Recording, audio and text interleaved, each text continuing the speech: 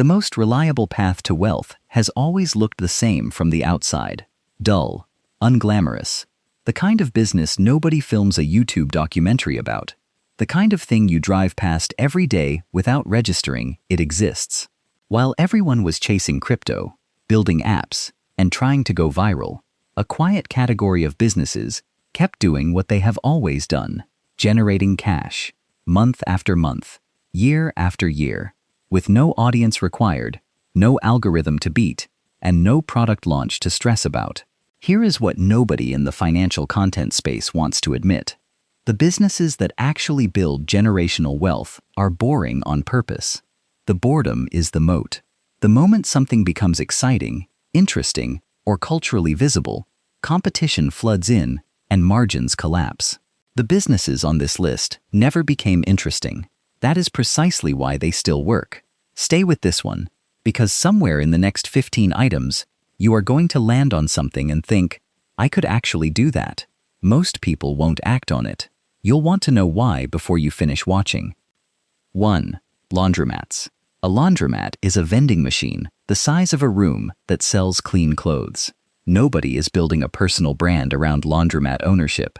Nobody is on a podcast talking about their coin-operated journey to financial freedom. And that anonymity is worth something real. The average laundromat in the United States generates between $50,000 and $100,000 in annual revenue. Operating costs are predictable. Water, electricity, machine maintenance, lease. The owner is often not present. The machines do the work. The customers show up because they have to. Laundromats serve a customer who has no alternative. Renters without in-unit machines are not going away, and laundromats located in working-class urban neighborhoods carry some of the lowest customer acquisition costs of any business on earth, because the customer base is structural. It is built into the housing stock. The business does not grow virally. It does not get press. It does not require a sales team. It just runs. 2. Self-storage facilities. Every time someone gets divorced, downsizes, moves cities, or inherits furniture they cannot throw away, a self-storage unit gets rented. That is not a niche market. That is the American life cycle. Self-storage is one of the most recession-resistant asset classes in documented investment history. During the 2008 financial crisis, when commercial real estate collapsed and retail was shutting down, self-storage occupancy rates barely moved. When people lose their homes, they still need somewhere to put their things. The unit itself requires no service, no staff interaction required after check-in. The customer pays monthly, usually on auto-pay, and often forgets to cancel long after they no longer need the space. Delinquency management handles itself through lien law. One of the largest self-storage REITs, Public Storage, has delivered consistent long-term returns that outperformed most technology indices over 20-year windows. The product is an empty room. That is all it is, and it prints money. 3. Car washes. Specifically, the automatic tunnel variety. The modern investor-grade car wash is not the gas station bay with a broken nozzle. It is a subscription-based, chemically optimized, conveyor-fed machine that can process 300 cars a day with a staff of 2. The subscription model changed everything. Unlimited monthly wash memberships, typically priced between $20 and $40, create the kind of predictable recurring revenue that software companies spend millions of dollars in venture capital trying to replicate. A well-located tunnel car wash with a mature membership base generates cash flow margins that most restaurant owners would find insulting to compare against their own numbers. Location is the entire game. High traffic, high visibility, easy ingress.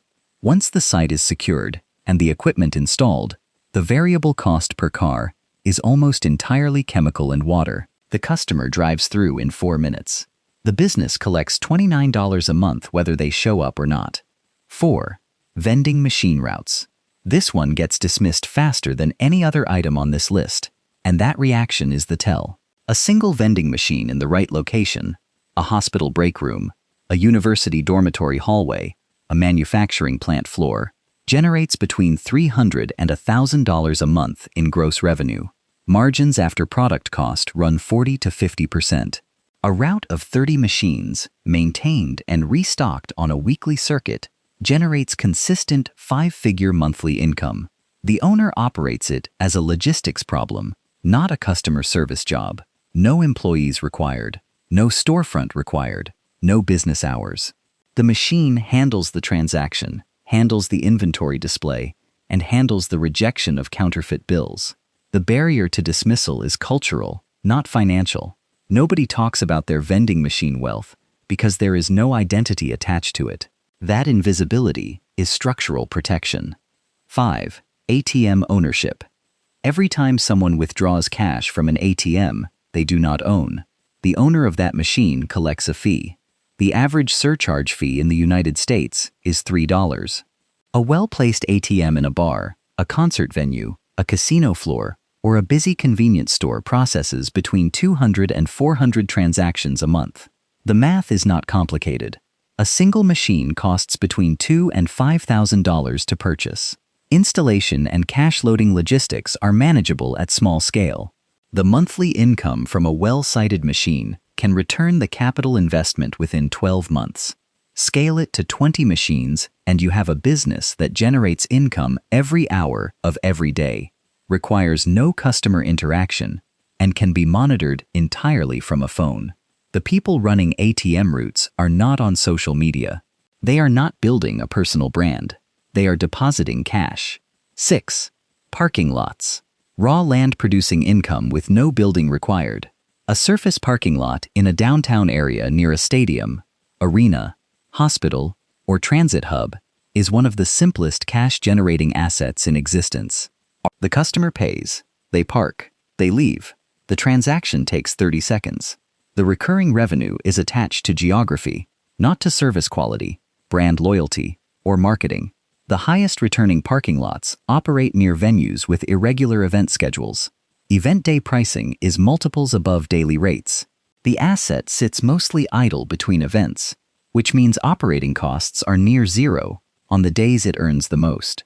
Automated payment kiosks have eliminated most of the labor cost from surface lot operation. One operator can manage multiple lots from a single control system.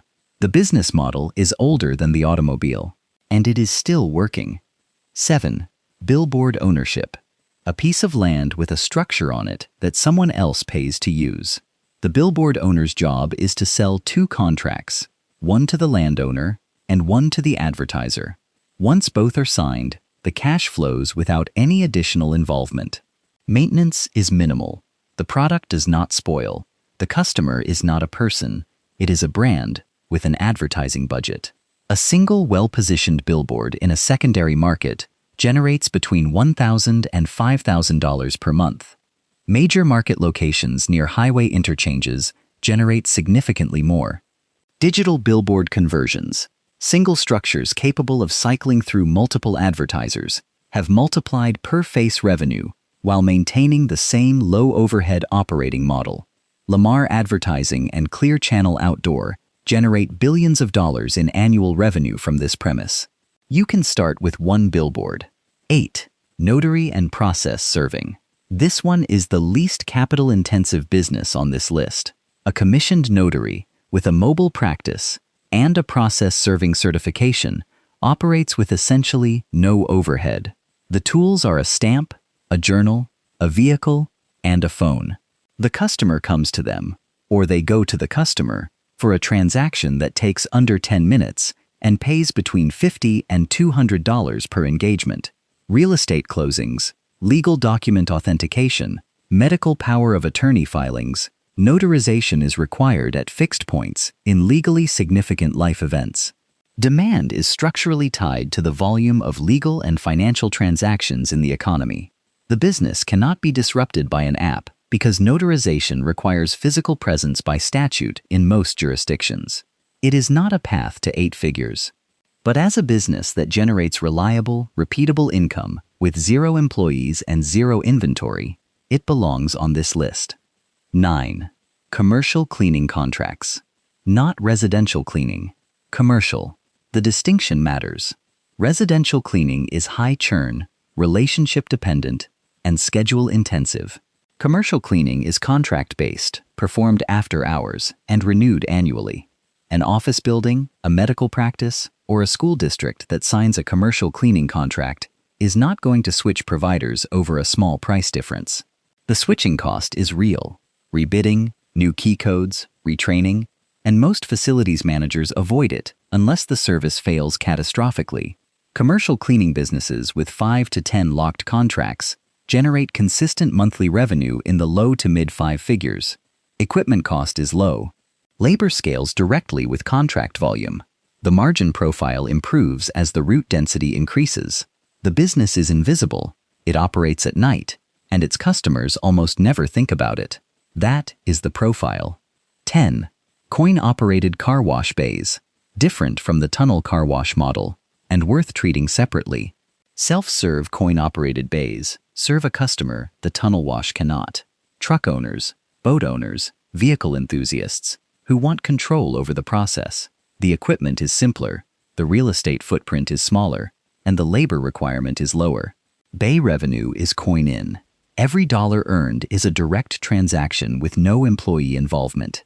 Maintenance is the primary operating cost. A multi-bay self-serve location with a vacuum station and vending attachment generates income every hour it is open, with no staff required on site.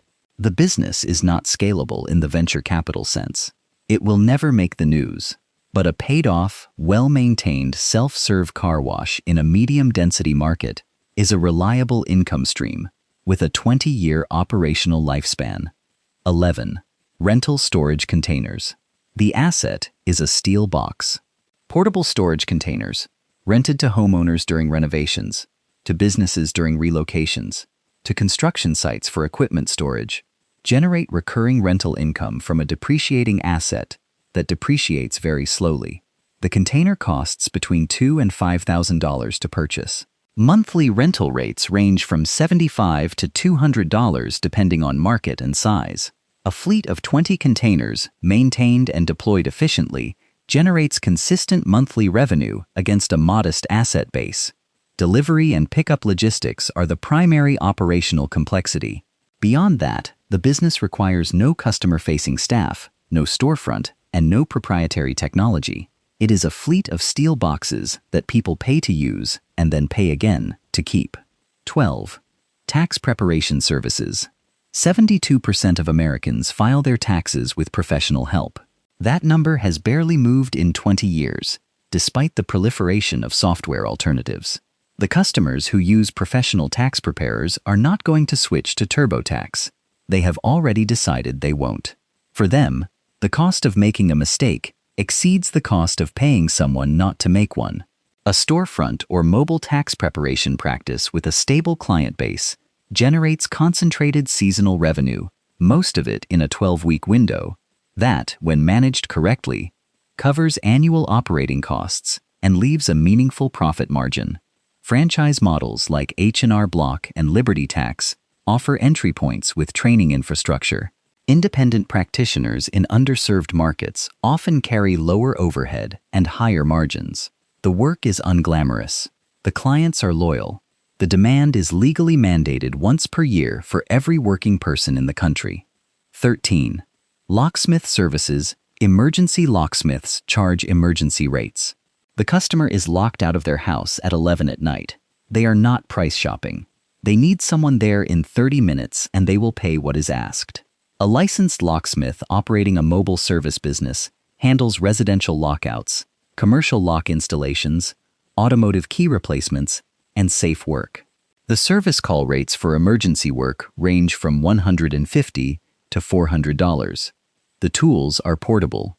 The overhead is a vehicle and an equipment investment that pays back quickly. Locksmiths who develop relationships with property management companies and real estate agencies build a referral base that reduces dependence on emergency calls. Commercial accounts, apartment complexes, office buildings, retail chains provide the recurring revenue layer beneath the high-margin emergency work. The business requires a license, skill, and a truck. It does not require a brand, a following, or a product. 14. Water vending machines and ice vending.